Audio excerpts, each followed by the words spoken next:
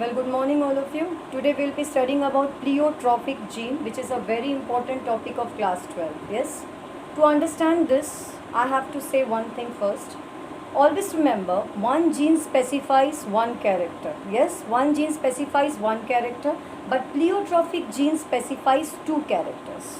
So what are those two characters? One is the structure of hemoglobin and second is the shape of RBC. These two characters are specified or controlled by pleiotropic gene. ठीक है? Now where can we get this type of gene? कहाँ मिलेगा हमें? This type of gene is available in a disease which is present or which occurs in human, and this disease is known as sickle cell anemia. इसमें होता क्या है sickle cell anemia में? In sickle cell anemia, the RBC shape changes. ठीक है? The biconcave shape of RBC is converting into sickle shape. This is the change. Biconcave shape of RBC converts into a shape like this. This is the disc formation which takes place. ठीक है? इसके अलावा और क्या होता है? Even the structure of the hemoglobin changes. Even the structure of hemoglobin changes. These two are the changes that occurs in that human where this disease occurs. Now, let me tell you what will be the problem the person will be facing who is suffering from this type of disease. उसमें क्या problem होगी? एक तो देखिए आप RBC का shape भी change हो गया है, उसके बाद क्या हुआ, स्ट्रक्चर ऑफ हेमोग्लोबिन भी चेंज हो गया. तो इससे होगा क्या, जितना ऑक्सीजन जाना चाहिए टिश्यूज़ में, जितना ऑक्सीजन हेमोग्लोबिन अपने साथ कंबाइन करके ले जाता था in form of oxy haemoglobin, उतना हो नहीं पा रहा है. Obviously the amount of oxygen is decreased. Yes, this is the first thing which is happening.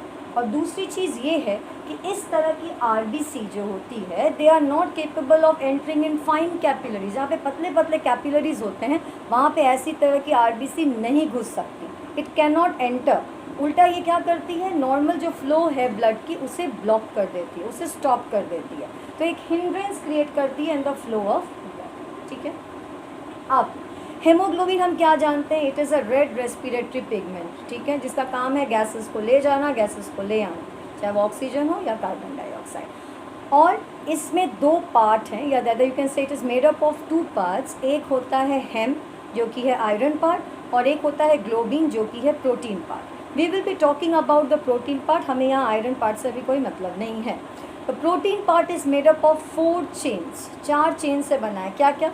2 alpha polypeptide chains and 2 beta polypeptide chain. 4 तो 2 अल्फ़ा के होते हैं, 2 बीटा. ठीक है.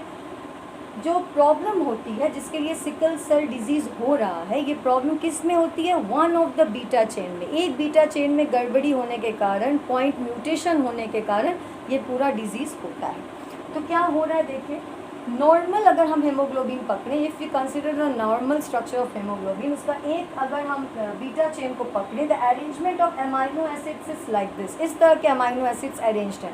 पहला है वैलिन, उसका है हिस्टिडीन, फिर ल्यूसिन, थ्रियोनिन, प्रोलिन, और 6 नंबर पे है ग्लूटामिक एसिड. मैंने यहीं तक लिखा क्योंकि हमें यहीं तक ज़रूरत है. पर जब किसी पर्सन को सिकल सेल होता है तब होता क्या है, point mutation takes place. Point mutation मतलब ये जो देख रहे हैं ग्लूटामिक एसिड 6 नंबर पे जो अमाइनो एसिड है, it is replaced by valine. मतलब ग्लूटामिक एसिड के जगह पे क्या आ जा रहा है, वैलिन आ जा रहा है. मतलब फर्स्ट पे भी वैलिन, फिर हिस्टडीन, फिर ल्यूसिन, थ्रियोनिन, प्रोलिन, फिर यहाँ पे ग्लूटामिक एसिड नहीं होगा, फिर वैलिन आ जाएगा. तो देखिए ये एक चेंज जो हुआ, पॉइंट म्यूटेशन, एक जगह पर म्यूटेशन हुई जिसके लिए पूरा सीक्वेंस चेंज हो गया. अमाइनो एसिड्स के पूरे सीक्वेंस चेंज हो गए and that led to the change in the structure of haemoglobin and the shape of RBC. इसी की वजह दोनों ही चेंजेस हो गई. हेमोग्लोबिन का स्ट्रक्चर भी बदल गया, आरबीसी का शेप भी बदल गया. ठीक है. अच्छा, अब हमें ये जानना है, देखिए HbS is considered to be the gene for a person suffering from sickle cell anemia.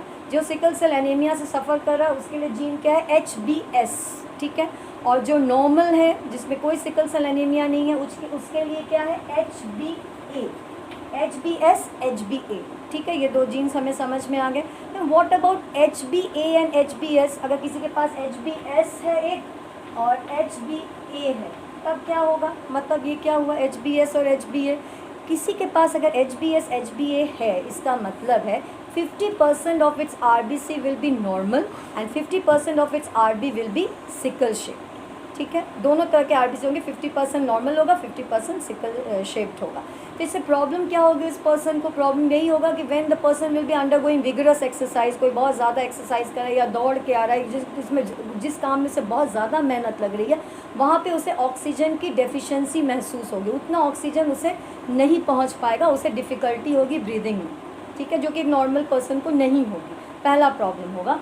और यही जनरली यही डिसएडवांटेज है उस पर्सन को. लेकिन एक एडवांटेज भी है. देखिए, ऐसे लोगों का जिसके पास 50% नॉर्मल RBC और 50% सिकल सेल RBC हैं, ऐसे लोग कभी मलेरिया से जनरली अफेक्टेड नहीं होते. Rather you can say malarial parasite does not infect this type of people.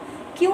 क्योंकि मलेरियल पैरासाइट जो कि है प्लाज्मोडियम वाइवैक्स, वो कभी ऐसे RBC को अटैक नहीं कर पाता, इनकॉर्पोरेट इसके अंदर घुस नहीं पाता. It can not infect this type of RBC. अगर इन्फेक्ट ही नहीं करेगा तो मलेरिया कहाँ से होगा? तो this is the advantage of this type of people are having this type of advantage. तो एक डिसएडवांटेज है, तो यहाँ पे एक एडवांटेज भी है. तो यही हमने पढ़ा प्लियोट्रॉपिक जीन के बारे में विच स्पेसिफाइज 2 कैरेक्टर्स. ठीक है, तो again we will be coming another meeting in the next class. Till then, thank you so much.